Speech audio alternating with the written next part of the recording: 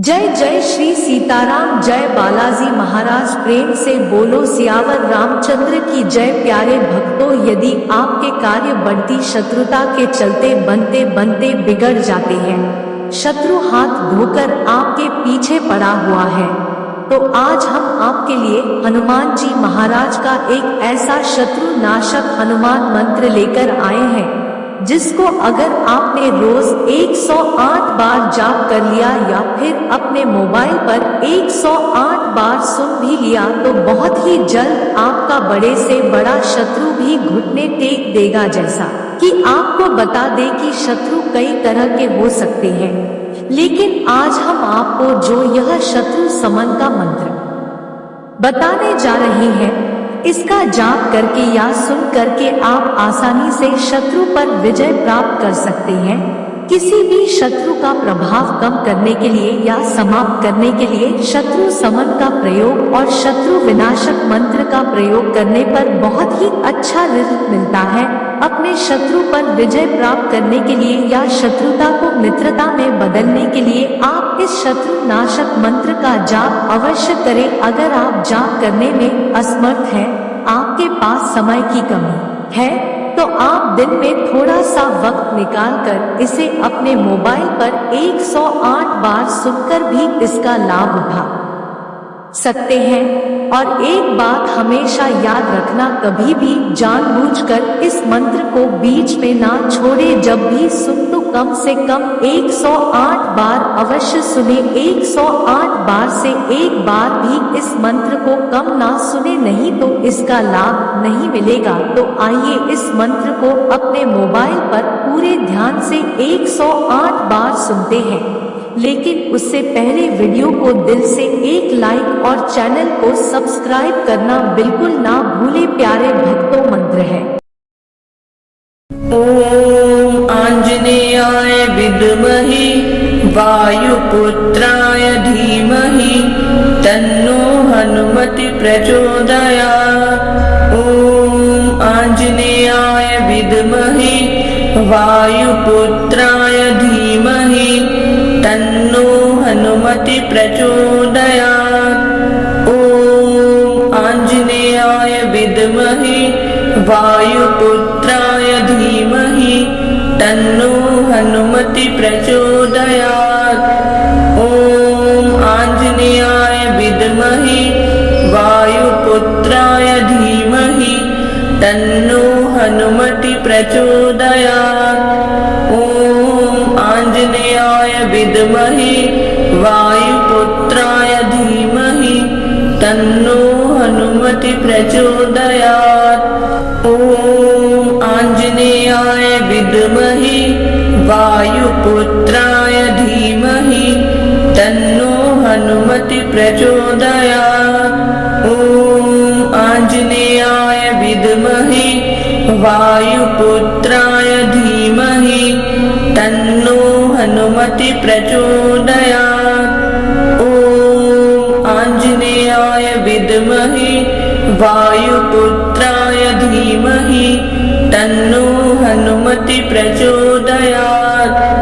ओम आंजनेयाय विद्महे वायुपुत्राय धीमहि तन्नो हनुमति प्रचोदयात्। ओम आंजनेयाय विद्महे वायुपुत्राय धीमहि तन्नो हनुमति प्रचोदयात्।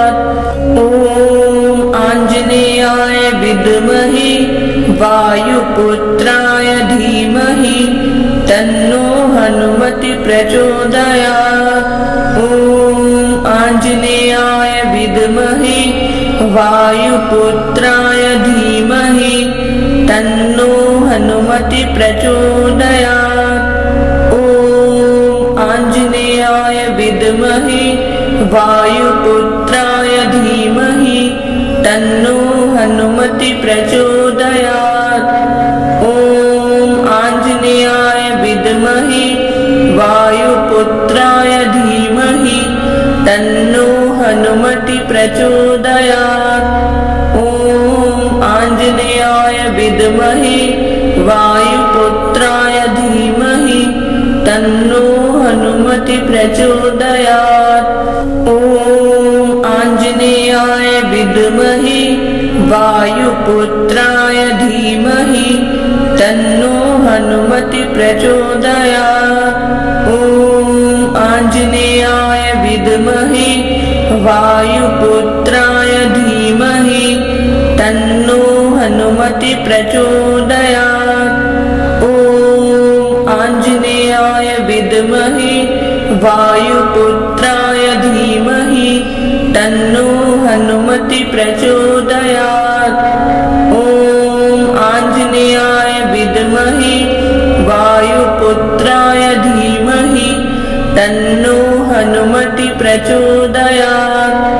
ॐ आञ्जनेयाय विद्महे वायुपुत्राय धीमहि तन्नो हनुमति प्रचोदयात्। ॐ आञ्जनेयाय विद्महे वायुपुत्राय धीमहि तन्नो हनुमति प्रचोदयात्। ॐ आञ्जनेयाय विद्महे वायुपुत्राय धीमहि तन्नो हनुमति प्रचोदयात्। ॐ आञ्जनेयाय विद्महे वायुपुत्राय धीमहि तन्नो हनुमति प्रचोदयात्। ॐ आञ्जनेयाय विद्महे वायुपुत्राय धीमहि तन्नो हनुमति प्रचोदयात्। ॐ आञ्जनेयाय विद्महे वायुपुत्राय धीमहि तन्नो हनुमति प्रचोदयात्। ॐ आञ्जनेयाय विद्महे वायुपुत्राय धीमहि तन्नो हनुमति प्रचोदयात्। ॐ आञ्जनेयाय विद्महे वायुपुत्राय धीमहि तन्नो हनुमति प्रचोदयात्। ॐ आञ्जनेयाय विद्महे वायुपुत्राय धीमहि तन्नो हनुमति प्रचोदयात्। ॐ आञ्जनेयाय विद्महे वायुपुत्राय धीमहि तन्नो हनुमति प्रचोदयात्। ॐ आञ्जनेयाय विद्महे वायुपुत्राय धीमहि तन्नो हनुमति प्रचोदयात्। ॐ आञ्जनेयाय विद्महे वायुपुत्राय धीमहि तन्नो हनुमति प्रचोदयात्। ॐ आञ्जनेयाय विद्महे वायुपुत्राय धीमहि तन्नो हनुमति प्रचोदयात्। ॐ आञ्जनेयाय विद्महे वायुपुत्राय धीमहि तन्नो हनुमति प्रचोदयात्। ॐ आञ्जनेयाय विद्महे वायुपुत्राय धीमहि तन्नो हनुमति प्रचोदयात्। ॐ आञ्जनेयाय विद्महे वायुपुत्राय धीमहि तन्नो हनुमति प्रचोदयात्। ॐ आञ्जनेयाय विद्महे वायुपुत्राय धीमहि तन्नो हनुमति प्रचोदयात्। ॐ आञ्जनेयाय विद्महे वायुपुत्राय धीमहि तन्नो हनुमति प्रचोदयात्। ॐ आञ्जनेयाय विद्महे वायुपुत्राय धीमहि तन्नो हनुमति प्रचोदयात्। ॐ आञ्जनेयाय विद्महे वायुपुत्राय धीमहि तन्नो हनुमति प्रचोदयात्। ॐ आञ्जनेयाय विद्महे वायुपुत्राय धीमहि तन्नो हनुमति प्रचोदयात्। ॐ आञ्जनेयाय विद्महे वायुपुत्राय धीमहि तन्नो हनुमति प्रचोदयात्। ॐ आञ्जनेयाय विद्महे वायुपुत्राय धीमहि तन्नो हनुमति प्रचोदयात्। ॐ आञ्जनेयाय विद्महे वायुपुत्राय धीमहि तन्नो हनुमति प्रचोदयात्। ॐ आञ्जनेयाय विद्महे वायुपुत्राय धीमहि तन्नो हनुमति प्रचोदयात्। ॐ आञ्जनेयाय विद्महे वायुपुत्राय धीमहि तन्नो हनुमति प्रचोदयात्। ॐ आञ्जनेयाय विद्महे वायुपुत्राय धीमहि तन्नो हनुमति प्रचोदयात्। ॐ आञ्जनेयाय विद्महे वायुपुत्राय धीमहि तन्नो हनुमति प्रचोदयात्। ॐ आञ्जनेयाय विद्महे वायुपुत्राय धीमहि तन्नो हनुमति प्रचोदयात्। ॐ आञ्जनेयाय विद्महे वायुपुत्राय धीमहि तन्नो हनुमति प्रचोदयात्। ॐ आञ्जनेयाय विद्महे वायुपुत्राय धीमहि तन्नो हनुमति प्रचोदयात्। ॐ आञ्जनेयाय विद्महे वायुपुत्राय धीमहि तन्नो हनुमति प्रचोदयात्। ॐ आञ्जनेयाय विद्महे वायुपुत्राय धीमहि तन्नो हनुमति प्रचोदयात्। ॐ आञ्जनेयाय विद्महे वायुपुत्राय धीमहि तन्नो हनुमति प्रचोदयात्। ॐ आञ्जनेयाय विद्महे वायुपुत्राय धीमहि तन्नो हनुमति प्रचोदयात्। ॐ आञ्जनेयाय विद्महे वायुपुत्राय धीमहि तन्नो हनुमति प्रचोदयात्। ॐ आञ्जनेयाय विद्महे वायुपुत्राय धीमहि तन्नो हनुमति प्रचोदयात्। ॐ आञ्जनेयाय विद्महे वायुपुत्राय धीमहि तन्नो हनुमति प्रचोदयात्। ॐ आञ्जनेयाय विद्महे वायुपुत्राय धीमहि तन्नो हनुमति प्रचोदयात्। ॐ आञ्जनेयाय विद्महे वायुपुत्राय धीमहि तन्नो हनुमति प्रचोदयात्। ॐ आञ्जनेयाय विद्महे वायुपुत्राय धीमहि तन्नो हनुमति प्रचोदयात्। ॐ आञ्जनेयाय विद्महे वायुपुत्राय धीमहि तन्नो हनुमति प्रचोदयात्। ॐ आञ्जनेयाय विद्महे वायुपुत्राय धीमहि तन्नो हनुमति प्रचोदयात्। ॐ आञ्जनेयाय विद्महे वायुपुत्राय धीमहि तन्नो हनुमति प्रचोदयात्। ॐ आञ्जनेयाय विद्महे वायुपुत्राय धीमहि तन्नो हनुमति प्रचोदयात्। ॐ आञ्जनेयाय विद्महे वायुपुत्राय धीमहि तन्नो हनुमति प्रचोदयात्। ॐ आञ्जनेयाय विद्महे वायुपुत्राय धीमहि तन्नो हनुमति प्रचोदयात्। ॐ आञ्जनेयाय विद्महे वायुपुत्राय धीमहि तन्नो हनुमति प्रचोदयात्। ॐ आञ्जनेयाय विद्महे वायुपुत्राय धीमहि तन्नो हनुमति प्रचोदयात्। ॐ आञ्जनेयाय विद्महे वायुपुत्राय धीमहि तन्नो हनुमति प्रचोदयात्। ॐ आञ्जनेयाय विद्महे वायुपुत्राय धीमहि तन्नो हनुमति प्रचोदयात्।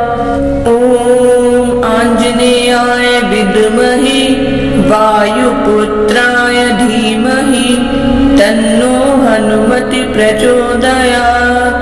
ॐ आञ्जनेयाय विद्महे वायुपुत्राय धीमहि तन्नो हनुमति प्रचोदयात्। ॐ आञ्जनेयाय विद्महे वायुपुत्राय धीमहि तन्नो हनुमति प्रचोदयात्। ॐ आञ्जनेयाय विद्महे वायुपुत्राय धीमहि तन्नो हनुमति प्रचोदयात्। ॐ आञ्जनेयाय विद्महे वायुपुत्राय धीमहि तन्नो हनुमति प्रचोदयात्। ॐ आञ्जनेयाय विद्महे वायुपुत्राय धीमहि तन्नो हनुमति प्रचोदयात्। ॐ आञ्जनेयाय विद्महे वायुपुत्राय धीमहि तन्नो हनुमति प्रचोदयात्। ॐ आञ्जनेयाय विद्महे वायुपुत्राय धीमहि तन्नो हनुमति प्रचोदयात्। ॐ आञ्जनेयाय विद्महे वायुपुत्राय धीमहि तन्नो हनुमति प्रचोदयात्।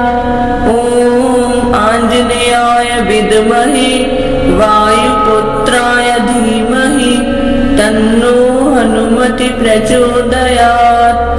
ॐ आञ्जनेयाय विद्महे वायुपुत्राय धीमहि तन्नो हनुमति प्रचोदयात्। ॐ आञ्जनेयाय विद्महे वायुपुत्राय धीमहि तन्नो हनुमति प्रचोदयात्। ॐ आञ्जनेयाय विद्महे वायुपुत्राय धीमहि तन्नो हनुमति प्रचोदयात्।